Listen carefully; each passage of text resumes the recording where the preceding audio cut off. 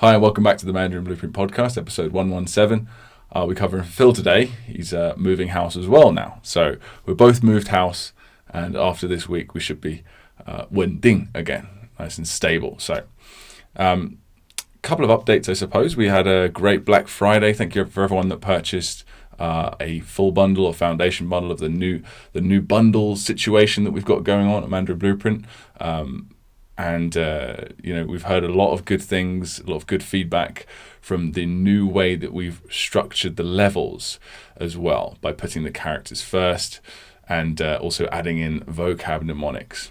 That's something we wanted to focus on a lot more for a long time. Thanks to everyone as well who contributed and added some mnemonics for us, because there were a lot to add and we were rushing to do it. So that really helped us out. I made a rather long, it's over an hour long video that I think we're going to cut up. Maybe we will, maybe we won't, but I think we probably should. But it's I went through about 15 different examples and tried to include every cool way of creating a mnemonic that I could. And I'm pretty happy with it. So we're going to put that at the beginning of phase 2 somewhere, to sort of guide you on how to better build vocabulary mnemonics. We'll be doing that pretty soon, should be within a week or two. Some other developments we've got going on. What are we doing here? So, so we are thinking about the new expansion, right? So lots of people who've made it to the end of the intermediate or approaching there have been asking us a lot. And we've decided that we're going to focus on really polishing off everything that we want to do with the foundation, as in phases 1 to 5 and the intermediate course. So the main things we want to do are to finish the longer form content for those courses. So we've got a few more stories to correct, and very excited about this as well, actually. So Phil may have mentioned this. We'll be inviting, I'm not sure if he's 100% confirmed yet, but I'm pretty sure he'll do it. Mr. You Lao Shi, he's a professor of ours. Phil had him for 3 years throughout his whole degree. I only went for 1 semester before I dropped out and did something else. But he was my favorite professor or teacher of any kind that I've ever had in all my years of school. We both really like him. He's very overqualified as well. You know, he's a family man, and he could be teaching Chinese at Harvard probably, but he decided to settle down in Sichuan, teach at Sichuan University, and spend more time with his family. He's a very good man, a very great teacher, and he'll be doing I don't want to call them introductions, because there'll be more than that. They're more like explanations, previews, lessons essentially, relating to all of the upcoming intermediate stories that we're creating. So I'm very excited about that. Phil's even more excited. So that's going to be a great development as well. So once we've done that, there's also something else. It's funny enough, I had a chat with Oscar, a client of ours, member, and we always ask every one of our members when we do an interview with them, we do ask, is there anything we can do to improve the course? And one of the things he said was listening. So he loves the way that we teach reading, and he's very happy with that, but he feels like his listening is lacking. And there's a few reasons behind that. It's not just that we don't focus enough on listening in the course. It's also because, listening takes the longest. It's just a very time-consuming skill to develop. As I always say, it's also the easiest. You just put Chinese that you can understand or have a chance of understanding in your ear as much as possible, and you will naturally become better at listening, depending on how much you actively listen. You can't just put it on the background and play a computer game and not really focus, but you can occasionally just sort of have it on in the background and immerse yourself that way, and you will improve.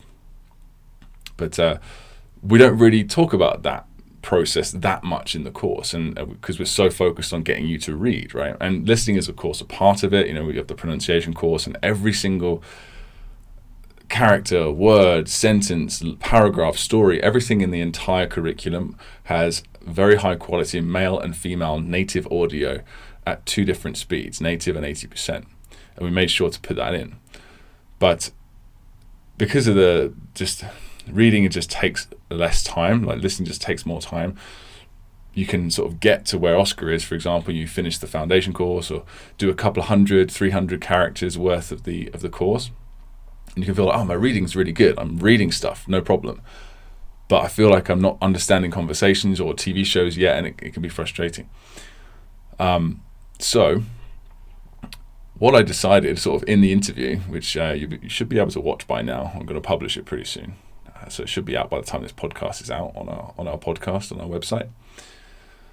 I said, we can just do sort of off the top of my head, because it's something I planned ages ago and forgot about. So we can actually just transform all of our flashcards, sentence flashcards, into to give them an extra card and have it be purely comprehension.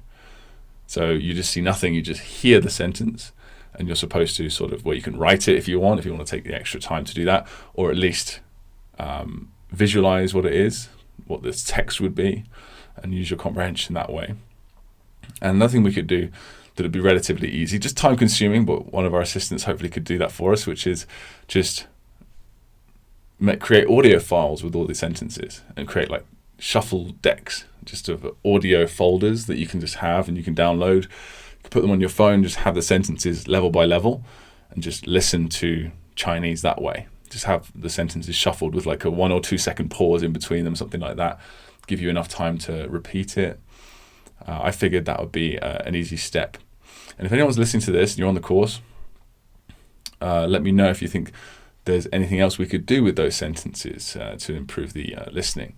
I figured that would be 2 relatively easy steps we could take that would greatly increase the level of listening focus that we have in the course. So that won't be instant. That won't be out by the time this podcast is out. That will take a month probably, at least. But we will. That's something that we can do. We're on it already, and that's just to show as well that we're not just talking when we say that we do listen to you guys' suggestions. You guys are what makes this curriculum what it is, and we have our own ideas, of course, but we can't quite get 100% into the heads of the people that use it, because of course we're not beginners at Chinese anymore.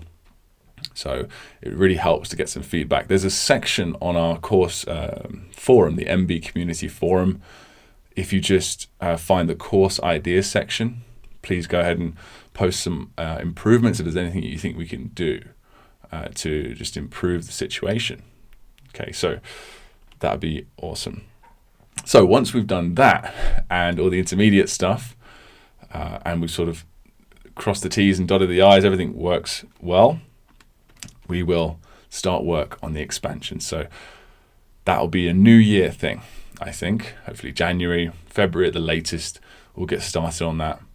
And sometime in 2021, we have no idea how long it's going to take. We've been thinking that it's essentially going to be double the size. We're going to make at least 3,000 characters, in total. So at least, but that could increase. We haven't decided yet. So, but that'll be the minimum. And goodness knows how many words and sentences and what have you come with that. So it's a heavy workload, but we are on it. So that's, I think, all the updates. As usual, I'll probably remember 1 or 2 as I'm doing the podcast, but I think that's about it. So lots to look forward to there, guys. We'll start off today with Rebecca Wheble. This is a question regarding a character Lu. So Rebecca says, is an idiom the same as a 成语? Or in other words, is千篇一律? That's the one of the unlocked words from this character that you can now understand. Is that an idiom or a 成语? So first of all, 千篇一律 is literally 1,000 pieces, as in 篇 is like a measure word for pieces of writing. 一律 just means the same. So it's kind of a way of saying like once you've seen one, you've seen them all, or cliched or stereotyped. You use it in that way a lot to say, this role played in this movie is 千篇一律 or something like that, right? Anyway, is that an idiom or a 成语? And the answer is both. So this sort of got me thinking about a lesson that with the professor that I mentioned, 有老师, who's again one of those professors where he speaks so well in Chinese, even if you're a low level, you still sort of understand him. But he tells all these funny stories. He's very charming as well, and there's so many lessons that I completely remember from years ago without taking any notes. He's just one of those kind of people. And I remember a lesson. This question got me thinking about a lesson with him, and he was talking about the 4 types of proverb / idiom saying thing. The sort of 4 different categories of that in Chinese. And I thought, why not share them? I guess it's sort of higher level, I suppose. But it's nice knowledge to have. It's more of an intermediate piece of knowledge, if you like. But it's cool to talk about anyway. So the answer is that all 4 of these are idioms, because essentially an idiom, if you look up a definition of an idiom, it just basically means an analogy, something saying something that you can't tell. It's not directly a description of what you're talking about. So, and then as soon as I try and think of an English example, I just so like over the moon. I'm over the moon. So obviously that you wouldn't know what that means directly, but it's an analogy for that, for like being happy, right? So there's tons of these in Chinese, of course, and chengyu is one category of them. So I thought I'd go for all 4 of these categories, give you a couple of examples, and you can have some knowledge about it. So chengyu are special because they are 4 characters always, and they are, I suppose you could say, they are the most directly related to Chinese culture and history. And I suppose they're the most ancient as well. They'll be straight out of ancient Chinese. And here's a couple of examples for you. And these are used, by the way, all 4 of these categories are used very commonly in speech as well as in written. And there are some that are more formal, of course, but it's handy to learn them. Certainly very handy to learn them. Be very impressive to the Chinese natives if you can pick a few of these up. In fact, one thing that I wanted to do, among my list of many things that I'd like to do, and feel the same, is make a list of chengyu. But I'm sure you could find there's tons out there already. But just a list of what we think are the best, sort of, or some of the most common, most actually useful chengyu that you can use, and match it up with our course as well. That'd be great. Just like we do with the conversation connectors, for example, the common phrases, but do that with chengyu. There are a ton of chengyu in the course, but it would be cool to specialize in them, wouldn't it? So chengyu, let's have a look. Of course, we've got 千篇一律, which means the same sort of stereotyped, seen one, seen them all. One that I like is 对牛弹琴, so to play a violin to a cow, right? Which means sort of to fall on deaf ears. So you're, like trying to explain complicated calculus to, me, really. I was going to say my 7-year-old son, but it would be about the same effect. 一见钟情 is another really common one. I think this is in the HSK actually. I seem to remember this one. So you can say one sight 钟情. 钟 is like I guess the sound of a bell. So like 一点钟. 钟情. Actually, I should have looked that up. I'm not sure exactly the history of that, but it means love at first sight. Love at first sight. So those are some chengyu. I would say there's probably at least 50 to 100 that you could use daily. That people do use, and it's not like showing off or something like that. It doesn't come across like that. A lot of them are very, very commonly used in speech. Another one is this sort of close to chengyu in a way is 谚语, and it's the reason why I say it's close, not because it's 4 characters. It's because it comes from Chinese written material from history. So they can be very old, and they come from poems, ancient stories. Ancient scriptures, writing, this sort of thing. And they're still used today. So here's an example of one. Saying is 10年树木, 10 years for trees, and 百年树人. So 树人 is like literally tree person. It means to cultivate the young, basically to make a person, to educate someone. So basically, it's just a saying that it takes 10 years to make some trees, it takes 100 years to make a person. So it's basically saying it's very difficult. It takes a long time to educate a person correctly, which is quite a cool one. And this is one I had when I was sort of beginner. I remember seeing it on a TV show, and it just sort of burned into my memory. I was like, I studied this one, and I heard someone say it very naturally in a TV show. It was actually, I could tell you what the TV show was called. It was called 咱们结婚吧. Let's get married. And you can imagine what that was about. And it was like, I remember there was like one of the characters' mother was just giving her the old, you got to get married, you got to get married. Otherwise, you're going to miss this opportunity. And this is how she said it. She said, 过了这村儿, or 过了这个村儿, 没这个店儿.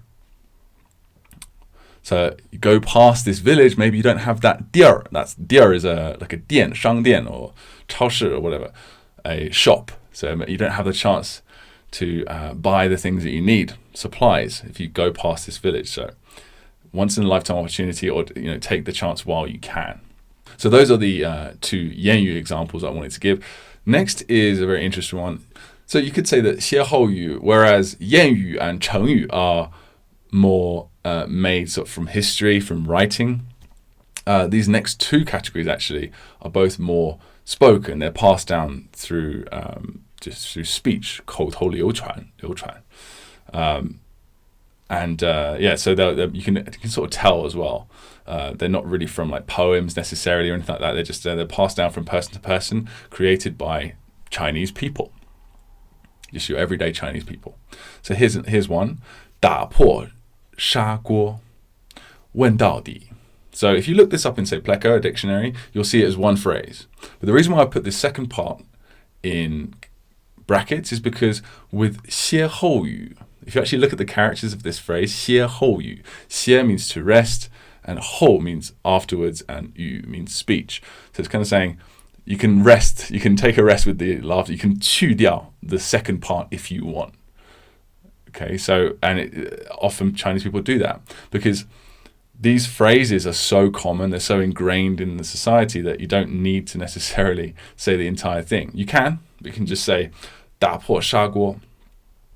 So that's basically saying to get to the bottom of things. 砂锅 is like those earthen sort of pots that you see, that Chinese food and things like that, or pickling Chinese, sort of making Chinese pickles, that sort of thing.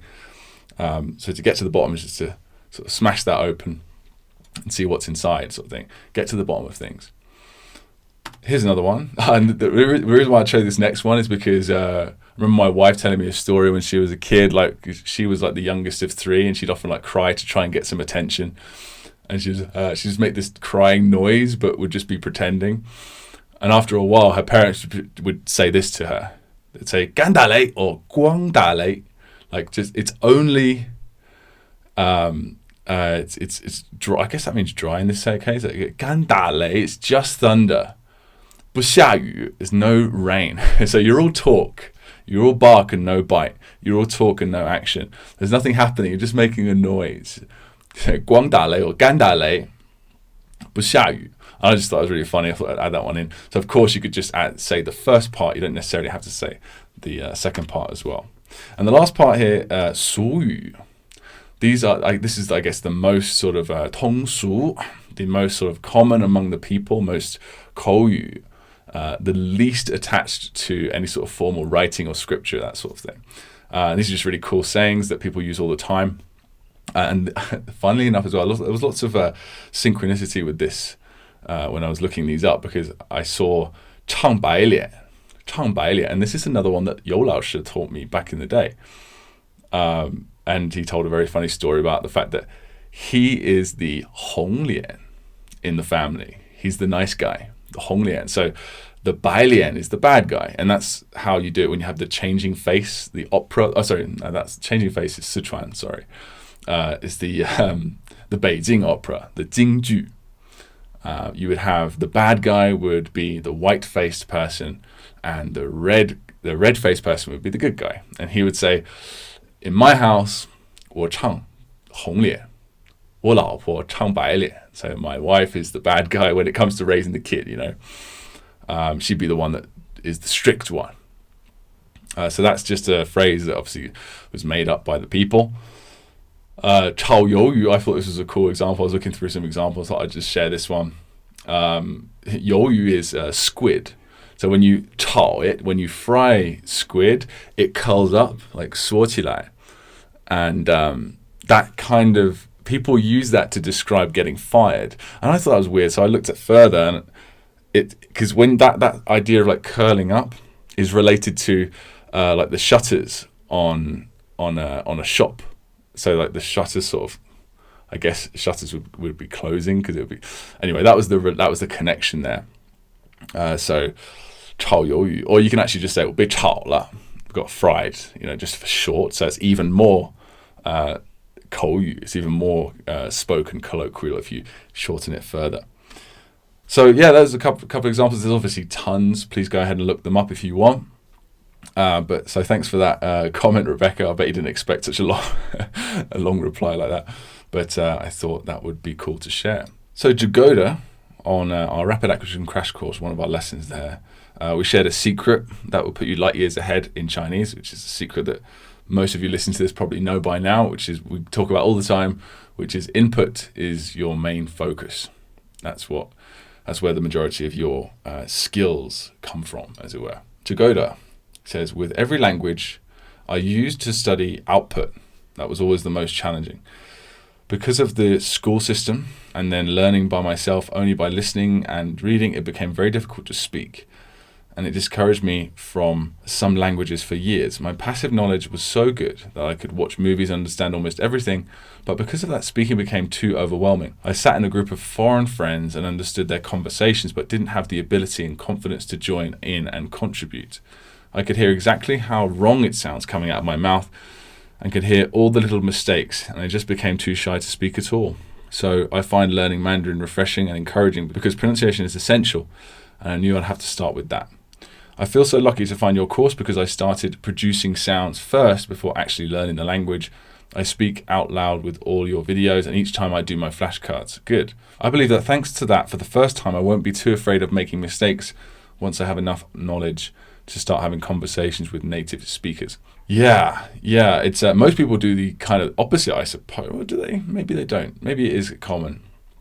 Because I had a similar issue at some point where it was, because my understanding was so good, it made the speaking harder.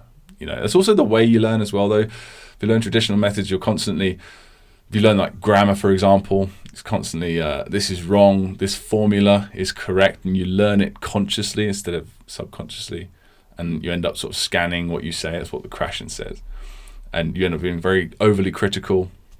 But it's it's very complicated. Everyone's different, But I think because if you have a passive knowledge, though, you have a lot to build on. Maybe you just didn't speak quite enough, but because you have such a foundation, I would guess, if you put 1 hour a day into speaking, or half an hour a day, or a few hours a week into speaking, and just practice, after 2 months or a month of doing that, even, you'll notice a huge upgrade in your output ability. Often it's often it can be a vicious cycle. You're very hard on yourself, you become shy, you don't want to speak, and your speaking gets even worse, and it's just this vicious cycle. But you can go the other way too, which is obviously better, where you continue practice speaking, and you get stuff right, and you start to get stuff right, and you start to get stuff right, and it makes you more confident, more speaking. That's the cycle you want to have. So I'm sure that will happen for you with Chinese. Just don't leave it too long. Maybe you naturally are shy. I'm not sure. But try and get on speaking as soon as you've finished. I would say around about the foundation course. So phase 5 of the Mandarin Blueprint Method. You finish that, you're sort of on your way to being ready to really get something out of your speaking sessions with your tutor or language exchange partner. Next is Rob Neville, level 13 complete. He says, I must say, after finishing level 13 that the sentence review cards have felt amazing. That's great to hear. It reminded me of the original Karate Kid movie when Daniel's son, I remember that, has been doing these repetitive motions like, wax on, wax off. That didn't seem to be getting him anywhere. And then when Mr. Miyagi starts throwing punches and kicks at him, he's amazed at his ability to block them all. I was likewise amazed when the sentences just came out of my mouth. Not at native speed, to be sure. Well, you should never expect that at this level. No way. That's fine. But surprisingly fast. And what's more, I understood what I was reading and saying. That is a really cool feeling. Yes, it is. Well done, gents, on this course. I'm hooked and will absolutely see it through to the end. That's lovely. Thanks a lot, Rob. Yeah, we talk about that feeling a lot. That feeling of going from individual characters, individual words, to reading Chinese and understanding pretty much everything about it and being able to speak it out loud with decent pronunciation. Yeah, it feels awesome. So well done. Keep us updated. I want to hear how you're doing regularly. Christopher Dolman on look how solid that foundation is. So Rob was just finishing level 13 there. Christopher has finished level 36. So phase 5 is done. So he's now, as I just mentioned, he'd be sort of ready to start really getting stuff out of speaking at this stage. So he says, just making the occasion after 7 months. Good progress. Thanks, Phil and Luke. It's been a superb course. I've thoroughly enjoyed it. Yet I feel I still haven't taken full advantage of all you've offered so far. I'm now looking forward to going back, re-reviewing the grammar points, and spending some more time shadowing the longer form content. Thanks also to all the course participants whose posts and podcast interviews I've enjoyed along the way. There are some famous names there. See you in the intermediate course. Thanks. Awesome. Well done, Christopher. Yeah, I love that attitude. Right, done. I've built a foundation. I can read Chinese now. Next, onto the intermediate. And by the time you finish the intermediate, hopefully we'll be done with the advanced. So you've got a lot of work ahead of you, mate. Well done, Christopher, for your achievement thus far. So Jessica M says, my comprehensible input teacher, entirely by coincidence, has 3 students that ended up here, as in on the Mandarin Blueprint Method course. I'm going to have to coach her into building her entire approach around using this with all of her students that intend to be literate. That's so great. Thank you, Jessica. Yeah, that's something that's like a very long-term, well, maybe not that long-term, hopefully, but sort of a more long-term goal that we have, which is to have like a team of teachers that sort of is growing and have a maybe kind of franchise the brand a little bit, because the way Mandarin Blueprint works, if people are at a certain level, then we know that they can read something of a certain level, so therefore we supply that piece of content. You've learned this many characters and words, we know exactly what you know, so you can read this. But wouldn't it be cool to have the Mandarin Blueprint system so they can look up their students and say, my student knows this character. It can even be powered or sort of backed up by the flashcard statistics. My student knows this many characters and words, so that means I'm going to, and then of course it supplies all the teaching materials for them, and they just need their skills as a tutor and their communication skills to teach them the content. I think that would be quite cool. Obviously, that's a bit of a way off. That'll involve a big investment and all that sort of stuff of time and money. But that is definitely a long-term thing. I think Phil and I would both like eventually to have basically Mandarin Blueprint be the one-stop shop. It has tutoring, it has listening, it has reading, it has try and be the master of all trades, as it were. But who knows, maybe that's a bit too lofty a goal, but, shoot for the stars, right? So thanks for that, Jessica. Daniel Leo Simpson on Make a Movie for Yuan, which means a few things. Era, I believe, it does mean. Totally loving the new course format of bite-sized levels and totally jazzed to start level 21. So Daniel's been away from us for a while, and he recently got in touch again. And he's getting back on his study. So well done, Daniel. Fantastic to have you back. Another one here from Jessica M. Actually, we've got a couple of comments from Jessica here. One is Dolman versus Woman. She says, the only place I've ever encountered Dolman, as in Z-A-N, men, 咱们, is in the Mandarin Breeze books. I've never heard anyone say it or seen it in print anywhere else. Well, that's, maybe it's just unlucky, because that does happen. Some words that are common just happen to fall through the cracks, But 咱们 is something I hear in speech all the time. But I guess it's spoken more among people. It's not, if you have listening content, it's I suppose it just might not be put in sort of it's listening content designed for learners. You might not hear 咱们 very often, and you certainly wouldn't hear 咱们 in written very much because it's rather colloquial. It just basically means me and you, or the speaker and the person being spoken to. Okay, whereas 我们 could be 我们中国人, or I would say 我们英国人 sometimes. Us English people, 我们, they're not all here, right? But I would never say 咱们英国人 when I'm talking to a Chinese person, because they're not included in that. So it's only when I'm including the speaker.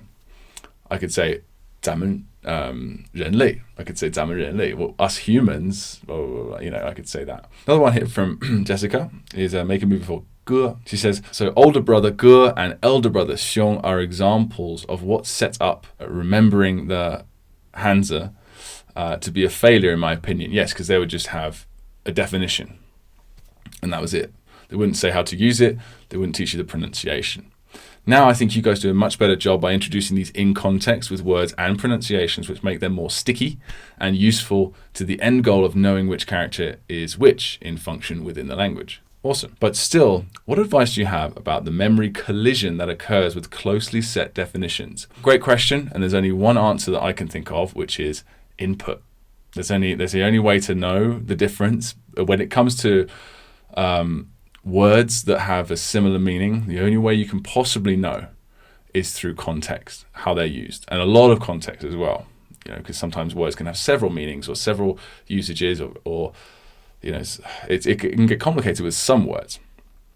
But with Ge and Xiong, you'd very quickly realize that Xiong is not a standalone morpheme. All characters are morphemes. You probably know this already, Jessica. But Xiong is only used as part of compound words. It just can't stand alone. But although it does carry the same meaning as Ge, but Ge is more can be used alone. Okay. And that's pretty much it. And you'll know that after learning, words like 兄弟 or okay, that's the only word I can think of is 兄弟姐妹. Okay, that's basically the same. But you get what I'm saying. Whereas you'll see 哥 in 哥哥, or you'll see it as a part of a 称号, like how to address someone, like 杨哥, someone who's older than you, that's a man whose last name is Yang. You'd say Yang Ge. I just say that because I met someone called Yang the other day whilst walking my dogs. But yeah. So that's the only way, sorry. But it's not that hard. It's fun as well. Reading and listening, it's fun. So and you're unlocking all these little things all the time. Jonathan Glazier on Make a Movie for 一些, which is a character that means a few. Several. The top component, which is 此, this is actually the character 此, which is the formal word for this in Chinese. The top component has caused me the most problems today. I just can't land on the one thing that fixes it in my memory. I do rely on visualizations, and the form of this character 此 really has me stumped. I can't get one all-encompassing visual. Couple of suggestions. First of all, go back and relearn this as a character. So go back and make sure that your movie scene for 此 is very clear, and it's easy for you to write without even worrying about it. So you know that character alone means this 此. That's very clear. And then another one is, if you're still having trouble after that, go back and do the character 此 again, but make the keyword in like the same as its prop usage. So how can we give an example? Because it's a very abstract word. That's probably another thing that's causing the problem. So you need to find a way to solidify it visually, make it into a single object. This. Okay, so imagine a professor. I've been talking about professors a lot today. So imagine a professor with a stick, an actual professor that you know from your school days, who's pointing to stuff. And he is in your movie scene for 此 to represent the keyword of this. He's pointing at something, and obviously he's having a relationship of some kind with the other props, the twins or whatever is the bottom prop for you, and of course your actor and in your set as well. But he's and then you use him as the prop for 此 as well, and that should solve it. If that doesn't solve it, I'm sort of, that's the end of my. Let me know. Obviously, we'll see if we can help further, but that should fix it. That should fix it. So let me know how that goes, Jonathan. Right, so that's all the emails and messages I got from you this week. Thanks very much, guys. Let's move on to the movies. I've got, how many movies we've got this week? I've got 5. Awesome. 5 brand new movie scenes for characters in the intermediate course. We've got Robert Carver, who's got the scene today for Cheng. So let's see what he has to say. Chuck Norris, the CH actor, is in the kitchen at my ENG location. Bearing, so Cheng means to bear, like a Cheng Dan, like to bear a weight or a burden of some kind. Bearing the weight of a dying Christmas elf. Oh dear, that would be the top part. As he carries him to a water fountain, okay, for nourishment. But it's too late. And with his dying breath, the elf reveals that he's actually Link, and he passes Chuck the Triforce, as that's a reference to Zelda, the computer game, for those that don't know, and that represents the number 3 in Chinese. Triangle, 3 points. It's great. Telling Chuck he must now bear the responsibility of saving Hyrule. Great, really good job. Both Phil and I are big fans of Zelda, or at least we were. I was when I had time to play computer games. But yeah, that if you're a fan too, that is a great scene. That's really gonna. You can even play there's such memorable music for that as well in the background as he hands it over. Oh, that'd be great. Well done, Robert. Nick Sims on Make a Movie for Bao. I really like this one. It's quite a visual character, so just make sure that you take advantage of that when you're making the scenes. Make it as visual as you can. So he's done that quite well here, I think. Bruce Lee, the B actor, is playing basketball in the gym. That's the third tone. At Lifetime Fitness, I gather that's right. Ow, Lifetime Fitness, and has burned 1 million calories. He is starving. So he pulls out his fork, which is representative of the left side sort of food-related component, and gym bag, obviously that's the bao component, and plump. The gym, sorry, that was a sound effect. Plump is not a sound effect, Luke. Gym bag plump with dumplings, and he even put a little dumpling emoji here. After he's done eating, his stomach is full. Well done, Nick. That's a really good one. You can make that funny and very visual too. Awesome. Next is Alex Summery on Make a Movie for Ying. This one, I remember this character so well. I remember making the scene for it when I was learning, because it's just got so many components. It's very tiring, or relatively more than average, right? So Alex has quite a cool way of dealing with this. He says, I grouped the bottom 3 components together as an Olympics medal podium thing. Hope that's okay. Well, as pretty much anything goes in this, as long as it works and it's relatively within the guidelines that we set out, right? So yes, that's okay. That's actually really clever. It then just became a contest between my mouth and my E actor to eat strawberries. That's the Wang component. Oh yeah, because it does kind of look like a strawberry, right? It's based on the appearance there. My E celebrating with her gold medal and the mouth sobbing with its bronze. Really good. Yes. As long as, the only thing that could maybe be an issue slightly is like, are the 3 objects there just standing there? Because that might be something that sort of fades away from your memory. It's always a good idea, if you can, to have some kind of interaction with the 3 objects. So, yeah, just even if it's just touching it for a second, or they explode, or they move, they do something. those three things, they're not just stationary the entire time, because your brain can sort of, delete them. But that looks really good. It's a good little way of handling those, a character with lots of components. Next is from Rick Santos, make a movie for law.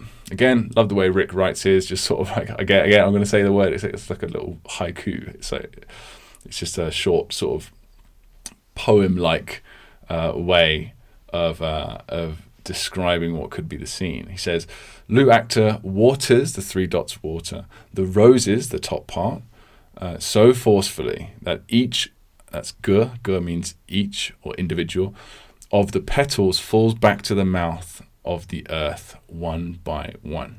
Very good. I'm not sure you need mouth of the earth. Maybe, I'm not sure what. But I just like the whole thing. I think, it's very simple. It's very concise, and it leaves a lot to the imagination. So you can sort of make it the way you want.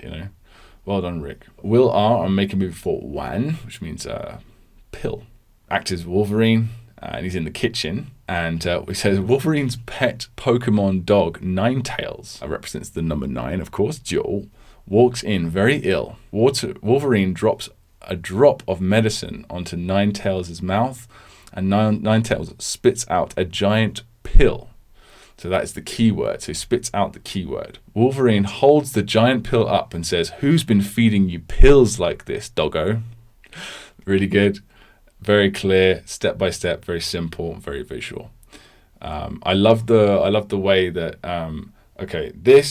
this prop plus this prop, just creates, literally spits out the keyword, the pill. Very, very effective. So well done there, everyone, for your scenes, and thanks again for your comments. Please get in touch if you have any more, and not just on the new course that we've laid out, but also by email in the MB community.